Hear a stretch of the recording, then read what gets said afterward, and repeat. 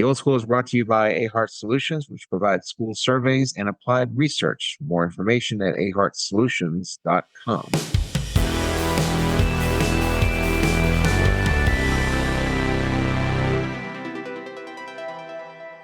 And good morning. Welcome to the Old School Podcast, a podcast about the American education system, its quirks, its qualities, its traits, its foibles, its problems, solutions, insofar as we know the solutions.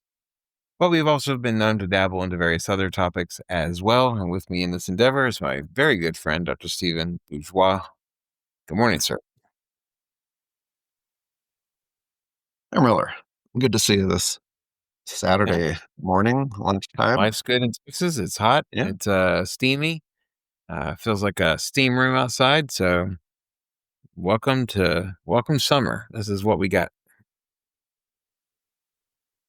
Yeah, it seems more humid than I remember. You can just feel the heat. I think it got up to 98 a couple of days ago. And this is just insane for most places in the country to have this already. And then it stays here's my very warm philosophy, all though. night. Because a lot of people are not keen on the heat because, well, it's hot. Yeah. But to me, there is a therapeutic quality to sweating. Hear me out. Here's what I have done for years. Whenever I feel an illness coming on, I will go into a steam room or a sauna and just stay there for like half an hour. Sweat it out. Just get it out. Sweat it out. You know, you hear people talk about that. Like, this is how you break a fever, is you just basically get submerged in blankets and you just sweat it out and it breaks at some point. And so I'm not saying Texans are healthier than other parts of the country, because I think the barbecue and the Mexican food kind of offsets a little bit of the health benefits of sweating. Nevertheless, I think there's something to be said for it. It's actually a Native American custom as well. The Navajo and their sweat lodges they used to do as a way of spiritually coming back into balance. I think that's sort of a odd way to look for quality of life, where you can sweat like a pig and it somehow heals you. Most people here don't go outside for 3 months. They're in their air-conditioned car. The grocery stores, you would need to wear a parka. In the summer, it's so cold. And then, of course, your home is air-conditioned. If the air conditioner breaks, everybody checks into a hotel. So you look outside on the streets, it's a ghost town. I'm not there. Rollicking around playing. You see people power walking in the morning, like at 6, 7 a.m., and then you have a ghost town. It is true, I think, and it is strange as if you spent any time in Texas. I mean, it's not like Texas just became this way. You would think on some level that people would grow acclimatized to it. I find it's actually harder dealing with AC in a building than it is dealing with the heat outside. Yeah. I can't tell you how many times I've been in a building all day, like teaching, and then you go outside in the blistering heat and you sit in that car. And I must tell you, I'll sit in that car for about 5 or 10 minutes before I'll turn it on. Just because what? That's really crazy. No. That's dangerous. It's like leaving a dog in there or a little kid. My prefrontal cortex is fully developed. I know when to start the car and turn the AC on. I know when to put the windows down, for instance. I'm not a dog without opposable thumbs. I can figure out how to do things. But it's just the idea of it is almost like a thawing, and it's like this searing, purifying force that kind of reacquaints you with nature, because you've not been in nature all day. You've been in some sort of fabricated facsimile of nature inside of a building, submerged in AC fumes, and there's something real about the heat. You're not buying it? Well, not day after day after day. I mean, you experience that, but then it's just repeat. No, I don't like the humidity. I don't like the bugs. As once it gets humid and warm, the bugs show up, and they have it out for me. They seem to just be waiting all winter to come and attack me as soon as I go out. I don't go out much. I'll take the garbage out. I'll barbecue, grill a little bit, and You they're don't think it waiting. has anything to They're do with your ready. sweet disposition, do you? I'm getting cantankerous as I get older. Well, welcome everyone to the Old School Podcast. We can be found on Instagram at the Old School Podcast 2021. We encourage you to go check that out. Uh, Follow us, like what we do, share with what we do, leave a comment about what we do. Anything and everything that you've always wanted to do on social media outside of saying mean, nasty things and calling us Nazis or just whatever people in comments do. Just do that and have fun with it, and make sure all glory goes to the Old School Podcast.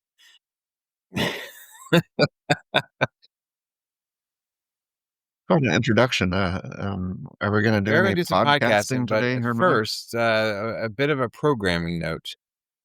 In a couple weeks, we have this episode and one more, and then what happens next is a little bit up in the air because um, I'm having uh, my thyroid cut out of my throat, and so they told me that it would be that your voice kind of gets messed up for like 1 to 6 months, which seems to be the medical version of waiting for the cable guy to show up. Yeah, I'll be there between 8 and 6, and so 1 to 6 months. Who knows how long that is actually?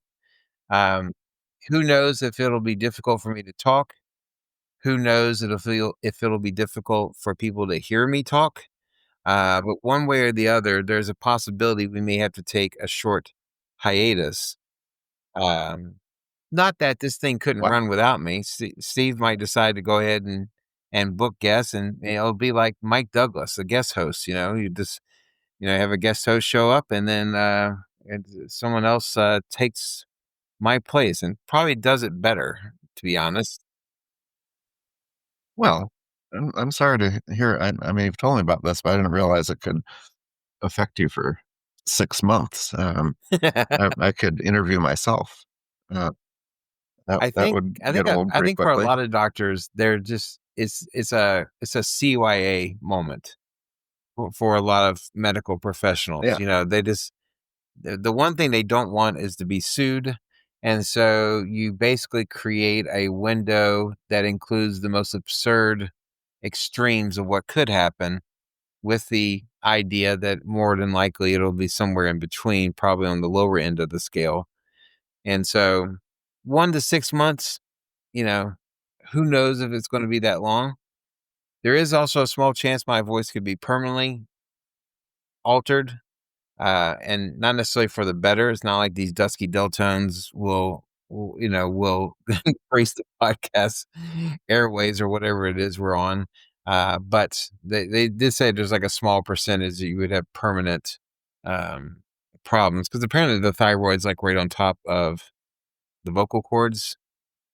I don't remember the song after the knee Well, bone's connected to the thigh bone. After that, I'm kinda confused as to they don't really mention thyroid in I don't know if they cover that it, I'm not song, I quite don't think. sure, but whatever it is, we'll figure it out, but it could be that we might, drop off for just a tad, but we'll still be posting stuff on Facebook, or not Facebook, Instagram, on the Old School Podcast 2021 is our Instagram account.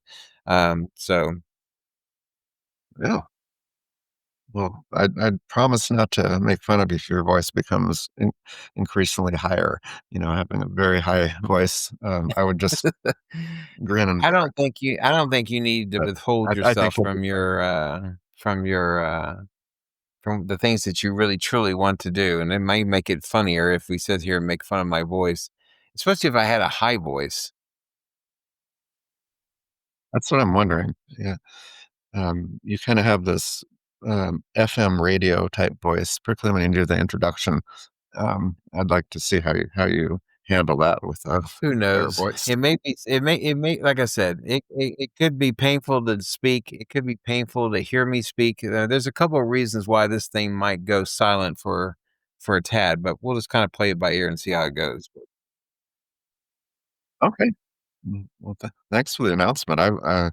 Personally, I would not announce any health problems, unless it's a public service. Sometimes you have some illness, you want people to get Well, hey, checked out or something. listen, Is that are you advocating for people getting their thyroid get examined? checked up, We're don't get saving checked lives up. here. It doesn't bother me one way or the other. But what I will say, I do think it's important to Right. have yearly checkups because that's how my particular predicament was first noticed was during an annual checkup. And so, uh, listen, do what you want. I'm not here to tell you how to live your life. If you want to live with some sort of horrifying illness for a while, go at it. It's fine. But I think for everyone else, if it's all the same to you, go get a checkup on a yearly basis. It can't hurt. Okay. Coming from Herm Miller, it can't hurt. Well, so we have a couple of things, and this is we have a couple of things that are in the news as far as education in the news, and this will be our second episode of education in the news. And it has a lot to do with technology. Technology once again kind of um, rears its ugly head. The last episode we talked about, was there anything to be hopeful? Here, Dr. Bourgeois, you asked me, was there anything to be hopeful about the education system? And I said, I thought there was, simply because of the amount of schools and the amount of states that are starting to rethink how they do with regards to technology in the classroom. But technology, of course, has its impact over just not just the classroom, but also everyday life. And anytime you have studies that say technology is bad, it's almost predictable that someone will come along and say, no, it's not. It's actually good. And what do those scientists know? And then pretty soon you have an opposite model. And so a couple of these things have kind of broken and not broken. I mean, this stuff's been around. It's just people are starting to talk about it, and it deals with technology. Does it not, Herr Dr. Bourgeois? It does. It would be a headline in the newspaper. I used to go buy a newspaper, open it up, and a big headline. Um, I shared a couple of links with you that you took a look at, and I want to start with the second one. There's a school. It's actually become national. It's called Alpha. It is a private school with a price around $40,000, so pretty exclusive and most likely well-off clientele. But they're touting an approach which is not just teacher-proof, but the teachers are out of the classroom pretty much entirely, and they have a one-to-one computer using an AI instructor. And so they're suggesting that they learn twice as fast as their peers, rank in the top 1%. And they're basically spending 2 hours looking at a screen with the AI tutor. So the tutor's listening to what they say, responding, instructing, assessing, all of that. So you could see how that might, if done well, it would be very efficient. And we're only at the in the Nascent, nascent, yes. is that what you say? Nascent stages of this, so it's just gonna get better and better and better. But then they also have activities in the afternoons, developing life skills, learning to socialize, swimming, dancing, diving, whatever else. But the instruction is done in a one-to-one environment with an AI. Um, so as a researcher, I would wonder about their claim when it's a $40,000 school. These are affluent families, so those kids already are going to be in the 90th percentile, just walking through the doors. At the same time, they're spending 2 hours as opposed to eight in a classroom setting, and so there's something in the area of efficiency, and I'm seeing it as it's kind of this nightmare scenario where that is going to be the future. That's where we're heading, because a individual teacher doesn't have the time to react to each student. I mean, there are 30 students, so you divide that time in an hour, and it's a matter of, you know, seconds per student essentially. But they're getting a very efficient, and this is costing $40,000 probably for the non the life skills and those other activities. Um, but eventually, that model could be scaled down, and you mentioned it before we started talking here. It could be scaled down, maybe in a charter situation, um, and they could scale up the attendance. I mean, and also the natural thing is that this could be done fully online. I mean, I think they're showing them in a lab type setting, so there's some socialization. But this leads me to think that the potential for just sitting at home online learning is going to get so much better. But then the function of the school will be the socialization, all these other skills, marching band, athletics, all these things, but not to be confused with academics. So by no means am I advocating for this, but I do think that that will be, it's inevitable that that's going to be what it I think looks it like. is inevitable. The question is, it's like, so like, for example, I'll get stuff come across my attention that basically is teachers who are in favor of large scale digitalization, and they will say, "Hey, this stuff is here to Mhm. stay." And I would say, "Well, yeah, Yeah. no one's taking it away." And the question is that just because something is here to stay, is it a good idea to do it? And it's like that's I mean, Richard Pryor talked about the joke about the guy who was on death row because he killed a family, and he said, "Why did you kill everyone in the house?" And he goes, "Well, because they were home." And it's like just because AI and all the technology is around doesn't mean that you do it. You think about all the things that are available in this world. I mean, everything from AI driven instruction to moon pies. I mean, just because they're around doesn't mean you should be imbibing on a regular basis on these things. And so we go back to one of the earlier quotes that has pretty much colored most of what we do and most of how we approach things. One is that education should be a conserving, and by being conserving, also a subversive activity. Sometimes the idea of trying to make a case for something that already exists runs afoul with people who live only in the present, and they assume only what's happening now is worthy of our efforts and our attention and our glorification. And the second thing is, and the second thing that I think about when I saw that video, which we'll post in the show description, is the idea of what is the AI doing that a trained teacher could not do? And you brought it up, though. This is not an educational, pedagogical decision. This is an economic one. They're not doing this because they think, well, maybe they do think AI is better than a teacher, but they're doing it also because Mhm. ultimately it is much cheaper to run a school this way than it is to run it with people who are adroit in their particular field. There could certainly be a hybrid type approach and a type of flipped classroom. It used to be the flipped classroom was that you'd be at home watching a video, and then you come to school and you discuss it and you do activities. But in this case, the flipped is that the learning activities, it can be video based, but also to enhance that, have an AI conversation that's related just to that. And that would not be easy to train that.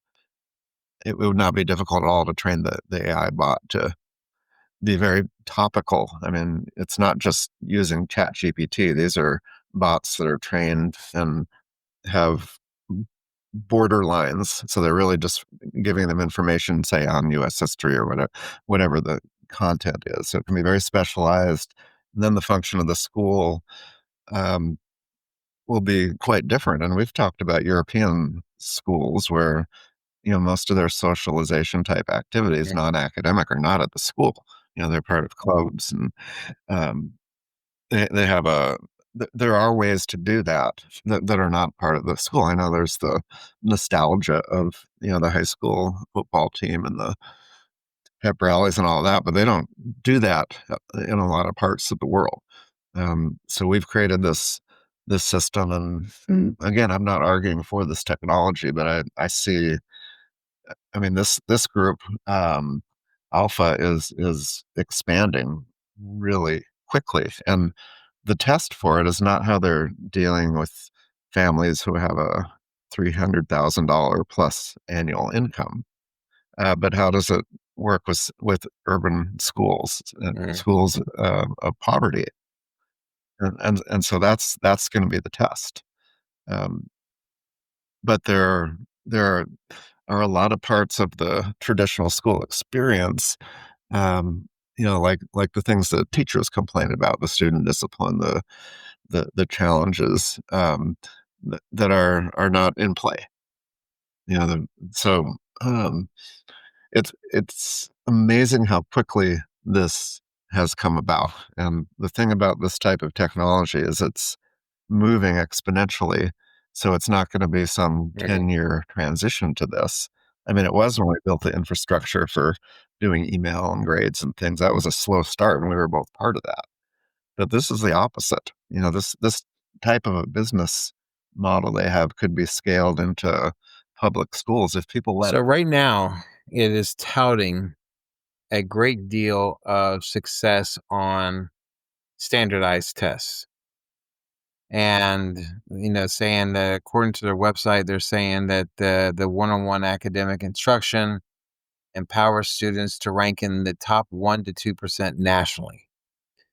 So, a couple things, according to all their promo stuff, according to the news report that we saw, we're mainly talking about the little ones, and I think that that is primarily what their focus. I think they have one school of 7th or 8th graders or what have you, but the tests that are associated, the standardized tests that are associated with those particular grades it's fairly bare bones type of assessments. I mean, they're not trying to reach the inner depths of the intellect of the child in front of them. And so the fact that, especially like in Texas, the fact is that the tests that are geared towards the little ones, it's a fairly straightforward, basic kind of assessment of basic math or basic skills or basic competency in various academic endeavors. And so they are already, and this is the problem with a lot of standardized tests, that you already have plenty of schools that do nothing but focus on the kind of questions that they will receive on a test, and they get high scores for it. And so the fact that they have high scores on these particular standardized tests is not, one, is not surprising. If all AI is doing is working on these small subset of skills and competencies, I don't think you raise the flag, just because you aced that particular test. And so I think first of all, you have to kind of look at what is the test that they are acing, and you have to ask yourself, what is the complexities of that test. But then second of all, it it in doing the test work, it basically cuts everything else out. It cuts everything else out. It cuts context out. It cuts the interest out. It cuts all things that can enrich a subject by boiling it down. And we have talked about this before, the idea of what happens when teachers teach to the test. You basically strip the subject completely make it void of interest, color, complexities, intrinsic, and hell, I can't even think of the word now. I can't talk now, much less after the surgery. Who knows?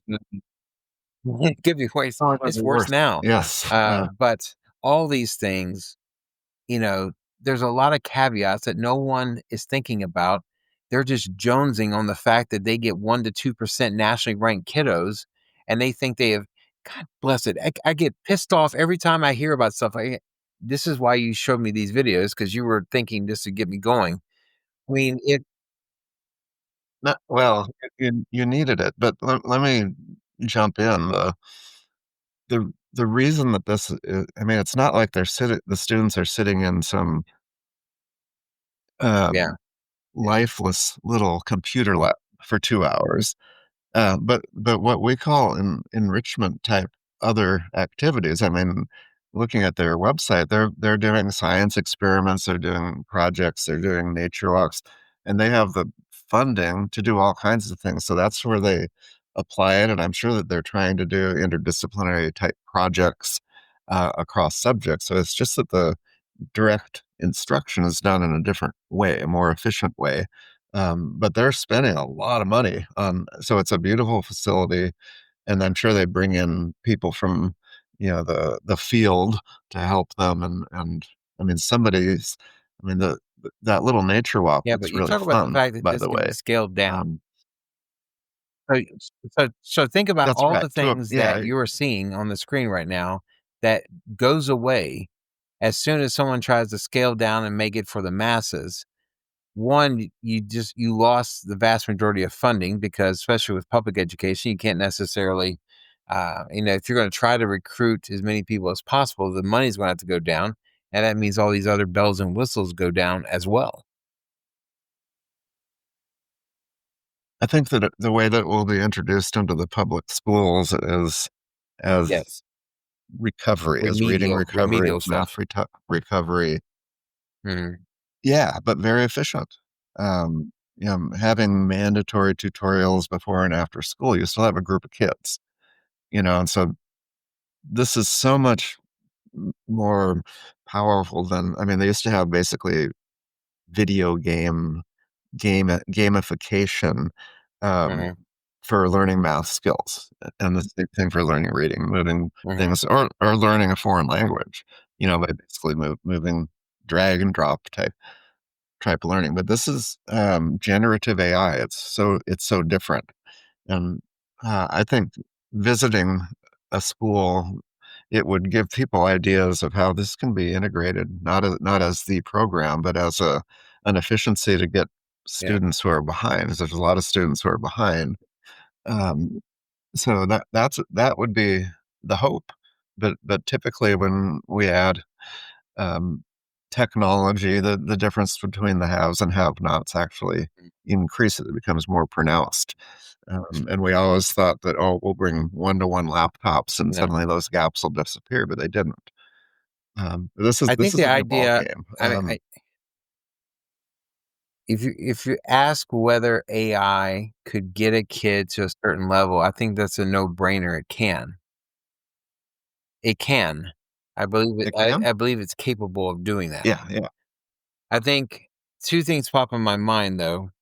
One is the old adage that the right to do something doesn't mean it's right to do. I mean, just because something is effective does not mean that long term is a good idea. You just have to ask questions. And I worry that as this thing gets scaled down for the masses, those who cannot afford 40 grand a year on tuition, that a lot of those questions will not be asked because again, it's seen as some sort of cure-all miracle drug. The other thing I think about is the notion of the Faustian bargain. Yes, you do get this or you do get that. But the fact that no one seems to be terribly curious to ponder what will be given up as a result of doing this is is part of my concern with programs like this. Now, this is no knock on it's not like these people that run this school or run schools like it are some sort of diabolical monsters hanging out in a darkened room, rubbing their hands together, laughing maniacally. These people care. They think that this is ultimately good. They're not trying to hurt anybody. They're not trying to make things worse. They see this as something that's potentially beneficial. My concern is that for people and for a generation that has been born and bred and has suckled at the teat of technology, over for their whole entire life, their context of what should exist outside of technology is not as deep. And so therefore they don't have the same level of contextual understanding about what they're doing compared to someone, say, our age. Not that everyone at our age has the right idea about anything, but I just think that there's going to be a lack of questioning.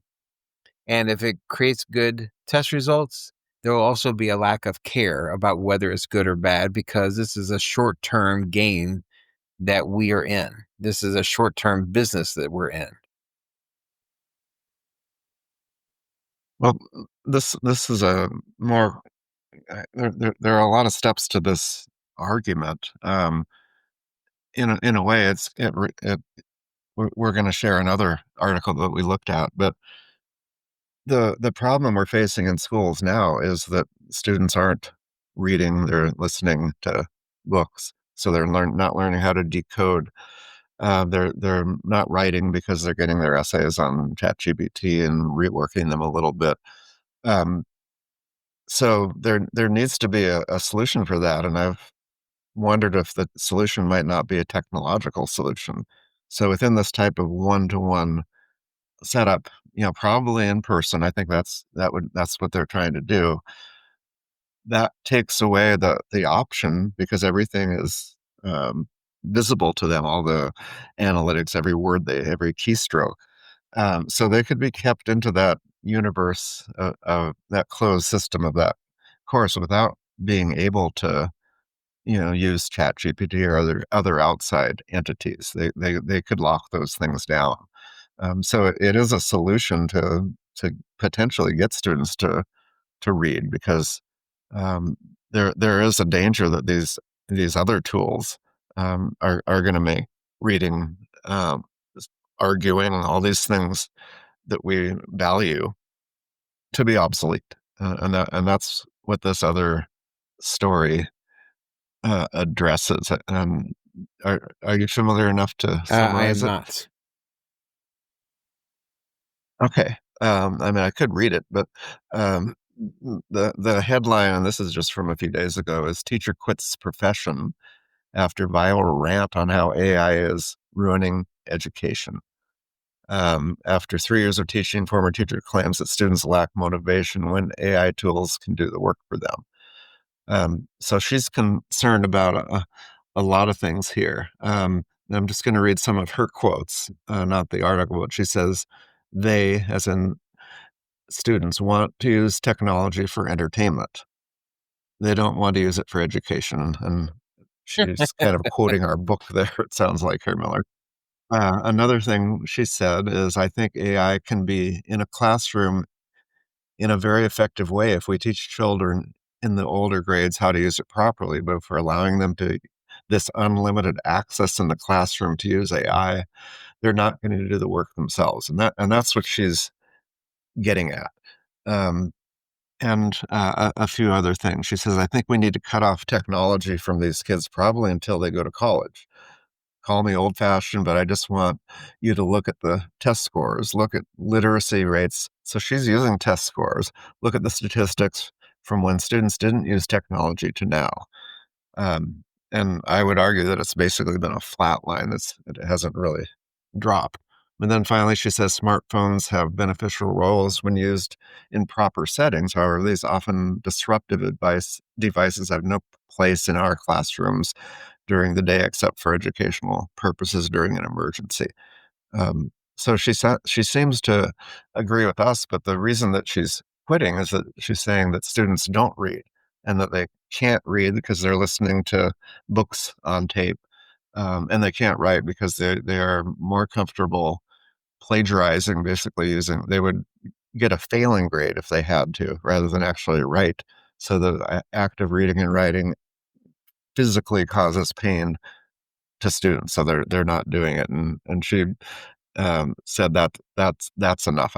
I've spent Yeah. 3 years in this. I'm And you leaving. can you can kind of see the frustration. She's a young teacher, even though she says, "Call me old fashioned." I thought it was Mhm. funny. I think she was like 28 or something, um, but she's a young teacher, and I can see the frustration of where, you know, eh, talk about the idea of teaching kids to properly use AI or to teach kids the proper use of their phones, Mhm. or technology, or the internet, or what have you. These are not thoughts that no one has thought before. And now, even though people have talked about it for years, you still won't see a class on it. You won't see a you won't see a class that's dedicated to how to, from an academic standpoint, maximize the benefit of using technology or AI or what have you for educational purposes. I don't think one, and we've heard this before, the idea that people think the kids already know about technology because they use it all the time. Yes, they do use it all the time, but they don't use it appropriately, or they don't use it in with an educational paradigm. And so it's a big difference to suggest that because kids know technology, they should be allowed to use technology in the classroom. You're talking about two different things. And there's the other element here, and it's a very natural human element, and we all suffer from it. And that is, when given a choice, we will find the quickest path between A and B. Even if what exists between A and B is vitally important, it is paramount to our mental stability and our educational health and our capacity to learn and to understand and to critically think about something, we will blow right past it if it gets us to our goal line faster. Mhm. And so you see it with kids with regards to technology. You see it with teachers and administrators with regards to whether they ask questions or not about the technology. And so, on a bunch of different multiple levels, we see a basic human desire that will circumvent a lot of attempts to try to get kids to understand there's a right way to do this and there's a wrong way to do this. And so I can see why she's frustrated. I get it. Yeah. Yeah. Well, and she's also complaining about, students' lack of attention, their short attention span, and I think, technology and patience, are antithetical. The development of patience, we used to take out a Mhm. dictionary and look up a word. They can speak into their phone to Grok or whatever AI they have on their phone and say, um, define anti dis I can't even remember the longest word. Or some Disestablishmentarianism. such. See, I could say that when I was in 5th grade. Yeah, but and then you have your definition right there. So the grueling process of getting the book, turning the pages, finding it, and seeing about 6 definitions, then you figure so they've lost patience for that type of a task, and if they're suddenly reading something and have another sheet which asks questions about them, and often they're knowledge level type questions, you know, Yeah. they don't need to do that. They can just, use their AI bot, and then they physically write it in.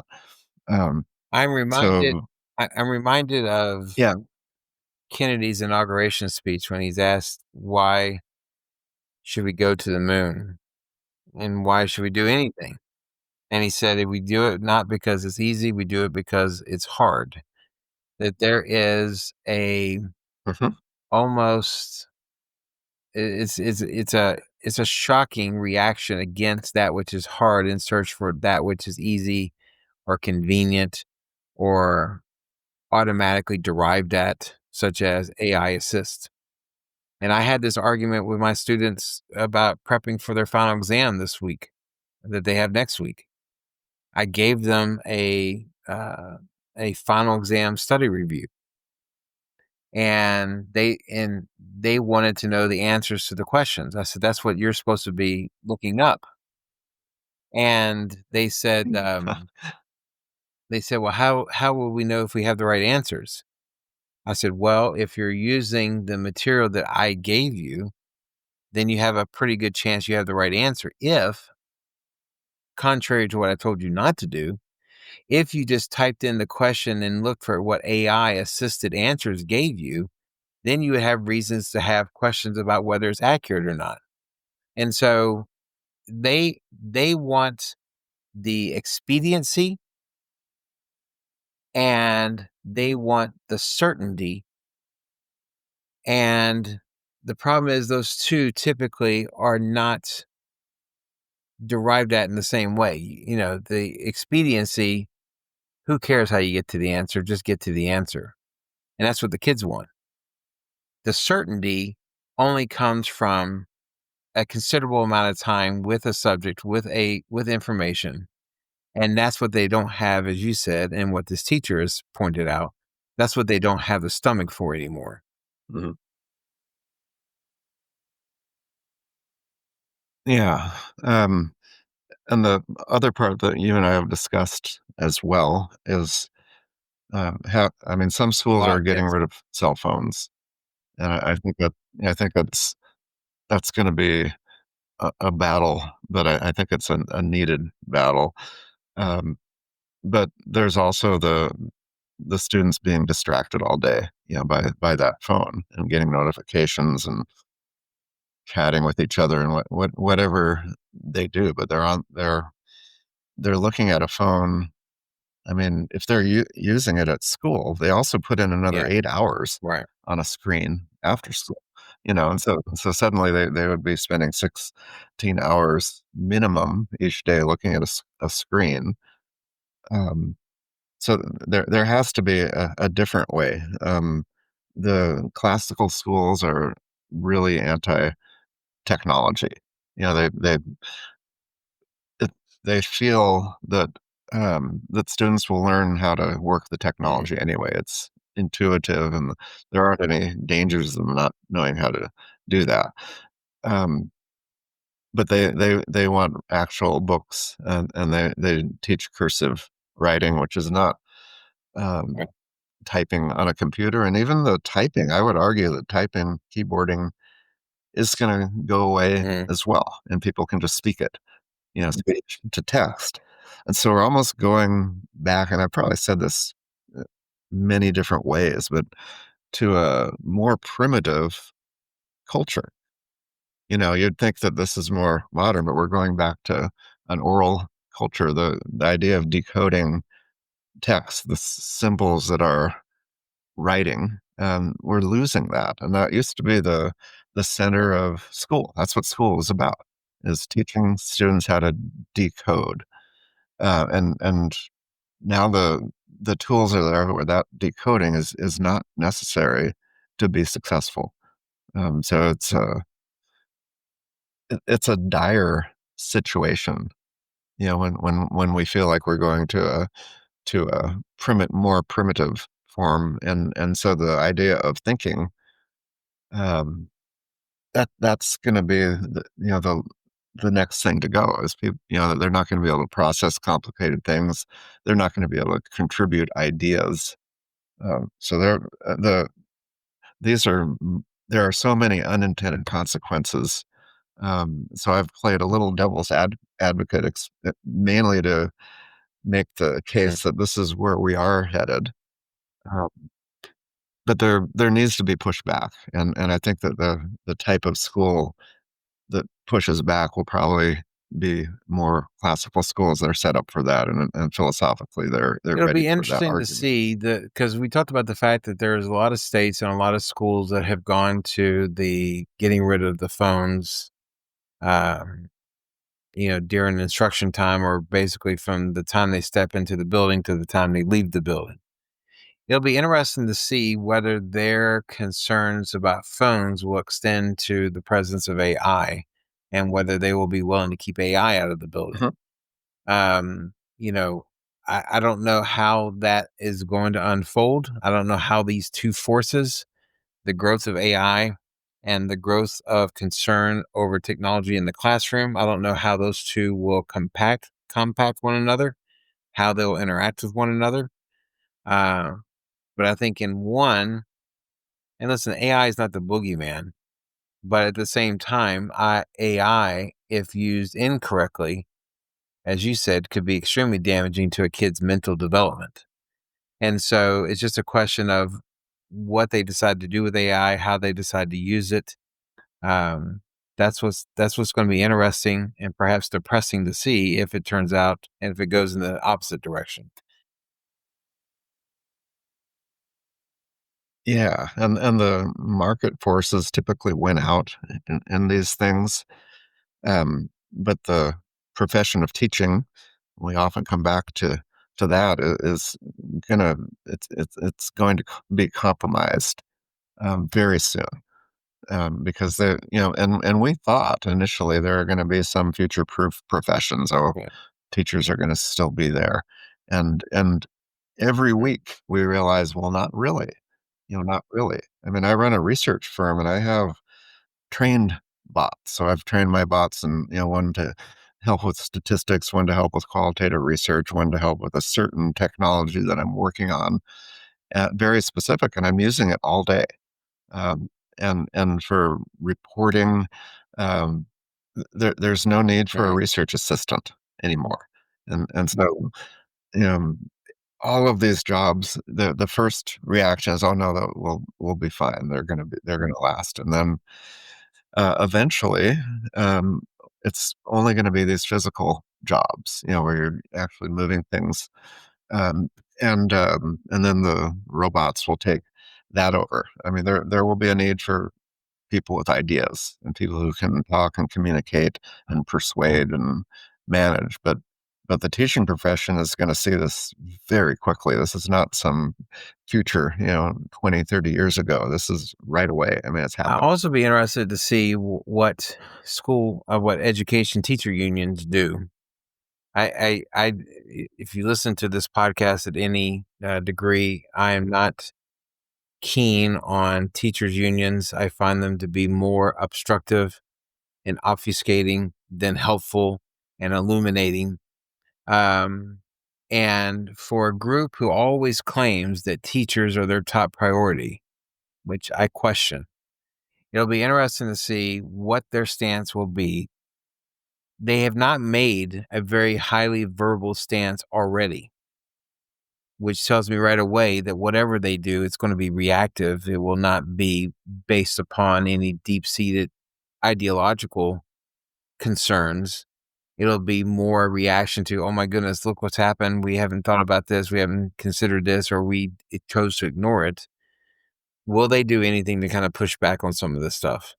Um, it's individual teachers doing it. I mean, teachers, I don't know. I don't know if it matters if an individual teacher quits and then makes a TikTok video about how she's frustrated.